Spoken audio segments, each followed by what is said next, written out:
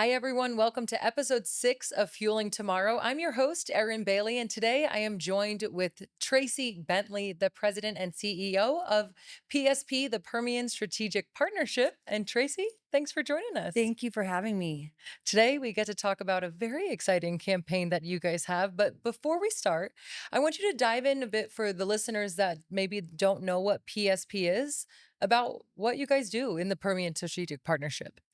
We are a one of a kind coalition comprised of 27 energy companies, very well known energy companies, and two university systems, all with significant interest and presence in the Permian Basin, who have come together to improve and really transform education, healthcare, roads, and workforce development opportunities. Because, as you and I know, the Permian is incredibly important to Hmm. the world, the country, and certainly to Texas and New Mexico. And so we need to make sure that we can continue to have the workforce in order to continue to develop these resources. And a study before PSP launched in 2018 showed us that if you really are going to attract and retain the workforce that you need, we must make major improvements in those core areas. So here we are, 5.5 years old. Yeah. And to date, this is so exciting. To date, we have spent about $150 million of PSP's Wow. dollars, but we have leveraged that into over $1.5 billion Oh my through goodness. public-private partnerships. And you have been with PSP since day one, correct? Yes, And I know Diamondback is one of your member companies. we sure are. I mean, those numbers are amazing, but talk to me about what some of those projects have been. My goodness, yes. We have built career technical education high schools. Our first one was in Hobbs, New Mexico, but we recently were a partner for the Ector County CTE school, which we're really excited about. We have done pre-kindergarten learning labs, Mhm. which is, I think it's the one here in Midland that we help fund is only the second one of its kind. Wow. But it's an amazing concept where not only are we adding high quality childcare seats Mhm. to our community, but we're training pre-K teachers at the same time. And that is a project that's been so successful. I'm hoping we can replicate it around other parts of the Permian. Certainly by way of healthcare, we have worked very closely with entities like Texas Tech and University of Texas System through UTBB to provide more licensed counselors. We, of course, were a large contributor to the Regional Behavioral Health Center.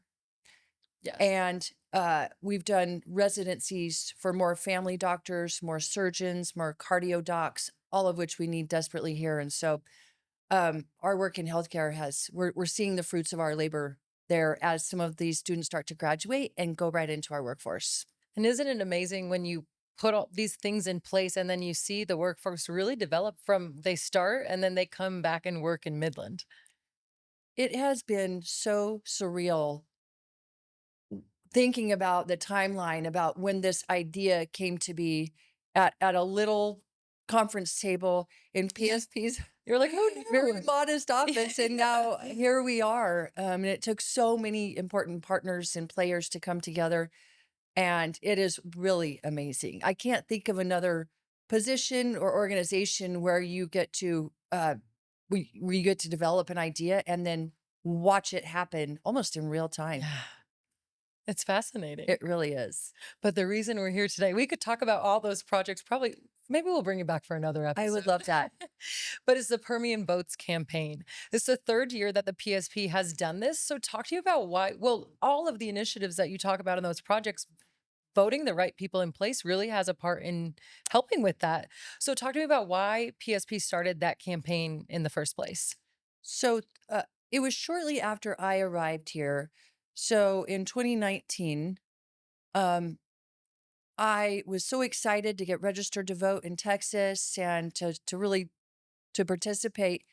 And when the results came out, and I heard that like 8 or 9% of our community voted, I was flabbergasted Mhm. because I know how what we're leaving on the table when we don't vote.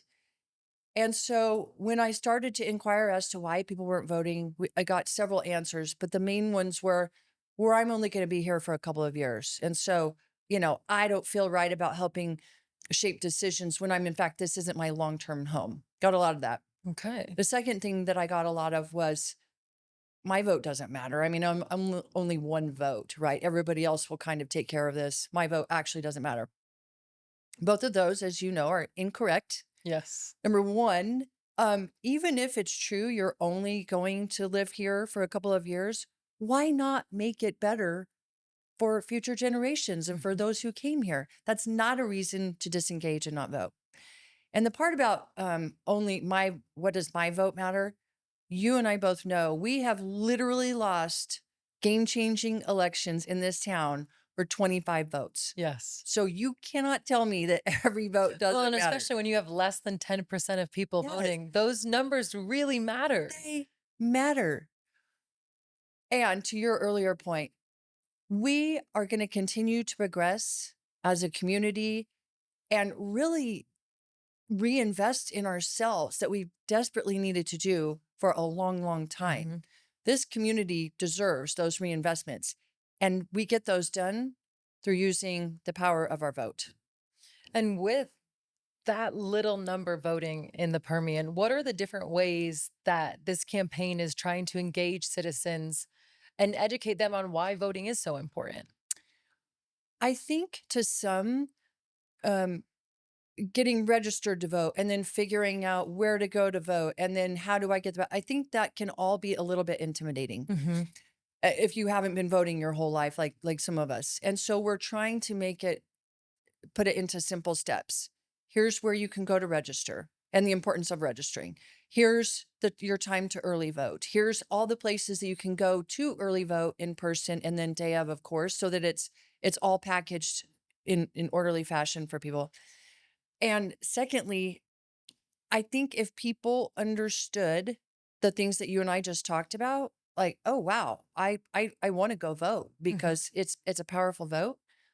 I think we're seeing more and more people get excited about it.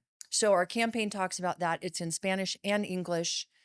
And it's really about empowering those of us who live and work here to be able to make the decisions and not that, less than 10% who are generally those are the people who always go to vote, right? Who Yes. have been making decisions here for a long time.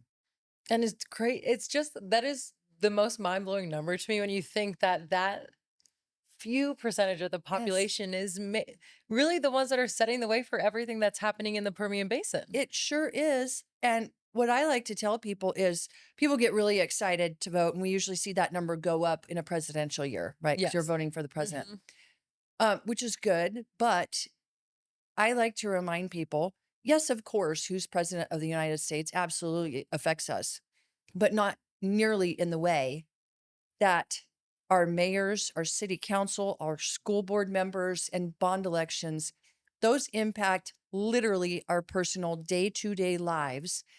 And that's what we're leaving on the table here. And so I think making sure that when you go in to vote for your presidential pick, that you keep going down the ticket. Don't just Yes. stop. Go all the way to the end. Yes. And this year especially, we have city council members, we have school board, and we have county commissioners on the ballot. So the group of people that decide everything for at least Midland are on the ballot for people to This put year. into place. Yeah. That's exactly right. I also think it's really exciting to see that now that the average age of a Midlander, for example, is 31 years old. Mhm. If you look at even my generation, we think about things differently and certainly through a different lens now. I mean, my kids are grown and even out of college now, which makes me really old. You Um, would never know. but it's time that our 30 something year olds are the leaders of our community and they're the ones making the decisions because it's their kids who are in Mhm. school right now. It's we're hopefully making big progress. We'll continue to downtown for those generations, right? And so it's really important that our younger families get involved. And you touched on this with election day might be nerve wracking to some people, or it's just a lot to comprehend. And maybe they just don't want to deal with it. So by the time this airs, early voting will already be started. But talk to me about the resources that this campaign has for people to really make a game plan before they head to the polls and to know exactly what's in place. Yes. So for those of you who have not early voted, I highly, highly recommend it because Mhm. I early vote every year. And here's what I walk into. Usually it's just me or maybe one other person, Never align. never align. And the volunteers who work at the voting, oh, they are so kind and so sweet and Mhm. so helpful. It literally takes less than 5 minutes because there's no line and it's quiet. You walk in, you walk out. It's simple. I know that for some people, time gets away from you, and all of a sudden it's election day, and you're like, shoot, Yes. polls Yeah. close in 2 hours. Well, most people, it turns out, are looking at it that way. And then you go stand in line and then you wait, but you know you have to do it because it's important and all the things. But early voting takes away all the stress. And so, to your point, resources, if you go to permianpartnership.org/ get out the vote, all of the information that we just discussed, along with locations, along with deadlines, is all right there, easy access. Yes, and I was looking at it yesterday just because I was like, "Oh, I've looked at it," but I was like, "Let me look at it again." And it really is those maps are so interactive. They have all the pinpoints, you click on it, it pulls up the address, you get your directions, Yeah. and then you're good to go. Exactly. We are trying to make this so simple for people to know where to go and how to do it. And I think our data from this is the 3rd year of this campaign, from year to year with that low percentage of people voting has kind of stayed the same. But what have you changed in the past years that's maybe different this time around to see those numbers go up? Yes. Data from the past couple of years has showed that it's still kind of the same age and demographic who is not voting. And again, that is the average age of a Midlander. And so why aren't they voting? And how can we message directly to our 30-year-olds? Um, and so we've shifted our campaign to really message towards that age group and that demographic. Also, for whatever reason, more women are inclined to vote than men. Interesting. Yes. Wow. And which is, I mean, I love that. Listen, Yeah, go girls. yeah. But the majority of our community, I mean, are it's men. Mhm. I think it's like a 6-to-1 ratio or something. And so, men, why aren't you voting? Yeah. We got to have you get out there and vote. Mhm. So, taking all of these trends that we saw the last few years into mind and building our messaging around those, we're going to try it this year. And then you as the campaign moves forward, we go into early voting, we'll start to see some numbers. Do you guys will you make shifts as some of that data comes out, or we'll just see it through and then get to the end of this election and then you'll regroup for the next one? Um, if we have the ability to shift, if we see something that we think could really turn the tides and make a Mhm. difference, we absolutely want to be able to do that. But without a doubt, whatever good or bad feedback comes out of this campaign, we will redirect next year too. Because I think even if 10%, even if we could as a community we get up to 12%, uh, Oh, yeah. that's big. Uh, no, we need to get to 50. Listen, Wouldn't that be amazing if we saw a jump like that? oh my gosh. There are states, so almost 6 years ago moved from Colorado where it's like 80% Oh my of goodness. folks vote. And that's really, we need to be in the 80, 90, but Oh. certainly 50 or above. And the amount yeah, wow, I just can't even imagine having that many people vote because the difference in the numbers that you would see for each candidate, it would be wild. It sure would. And, um, when bond elections are up, Mhm. it's no longer like by the skin of the teeth that it's going to win or lose, right? It Yes. can be decidedly passed or Mhm. whatever. Or whatever the citizens Yeah, decide. or whatever the will of the people is. And I Yes. feel I feel like this is known, but I hope that age group and I fall in that age group, but I don't have kids, but I hope that they realize you can bring your kids to the polls with you. You There can are I always see kiddos in line at the yes. polls. Absolutely. And I think that's great for them to see that too, because if they grow up voting with you, then they know that's what they have to do when they're an adult and of voting age. Yep, that's part of our duty as citizens is to go vote, right? It shouldn't even be in question, should I go Mhm. vote or not? It's like, it's vote time. Yeah, And get your little sticker and wear it with I pride. That's know. my favorite part, is The walking out and I put my sticker on. Who knew the sticker would be the best part? It's Those like, little stickers, and they've been the yeah, same stickers I for, know, like, ever. but it's a classic one. And we've talked about the webpage that you have and how to navigate early voting and really trying to get to early voting so you don't have to worry about lines on election day. What are some other key points you want people to know, either about the campaign or just voting in the Permian Basin? I think, again, because the election year, I'm thinking that we'll see more than 10% vote. But again, to what we spoke about earlier, don't stop with the Mhm. big ticket items. Really go down the list, because this year on the ballot in our region alone, we will be deciding things like sheriff, tax assessors, county commissioners, district attorneys.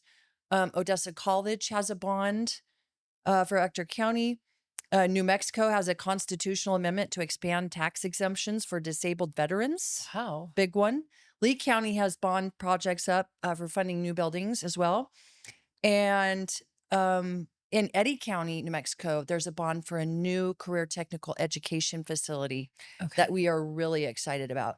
And of course, school board and city council. And so all of each one of those things I just listed are going to have a significant impact on the community, either way they go. Hmm. And so uh those are equally, if not more important than what you see at the top of the ticket. Yes. And talk to me a little bit more in depth about how those local seats really impact everything we do in our communities. My goodness. Um these our local folks are the ones who decide what does our what are what does academic performance look like, right? And is it, and are we being transparent, and are we being held accountable, and is our curriculum rigorous? I mean, all those things that often I just think we take for granted, we don't think about.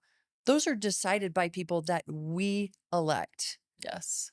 And when it comes to, our the condition of our roads, and does our water turn on when we turn on the faucet, and all those really important things. What do our parks look like? Hmm. Those are people that we will be voting on, that are going to decide that on our behalf. And so we actually do have a say in how our local governments function. But we have that say when we vote.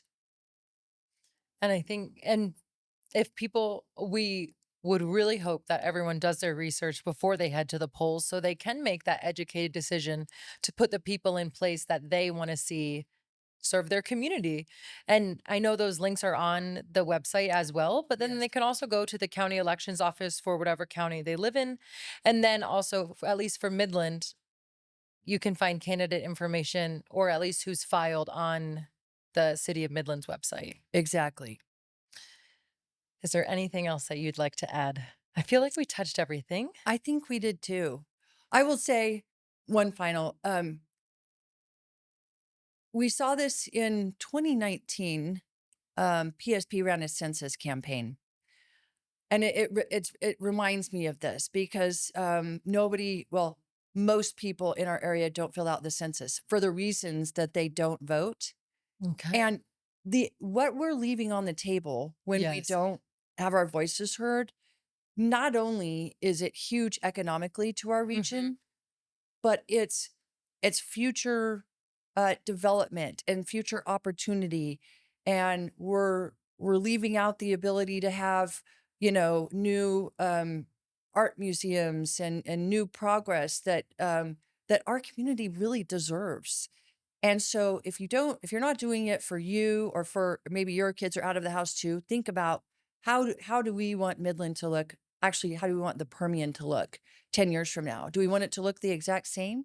Or do we want to have world-class healthcare and education and roads like we deserve? And so Yes. that is why we vote. And Tracy, we're going to end it on that because that is exactly why we want people to head to the polls. Yes. But thank you so much for joining us to talk about this. And we're so happy that PSP is leading this campaign.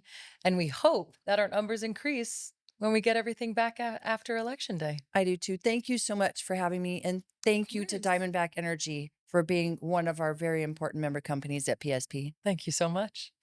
Everyone, on behalf of Tracy and myself, that does it for episode 6 of Fueling Tomorrow. We'll chat next time.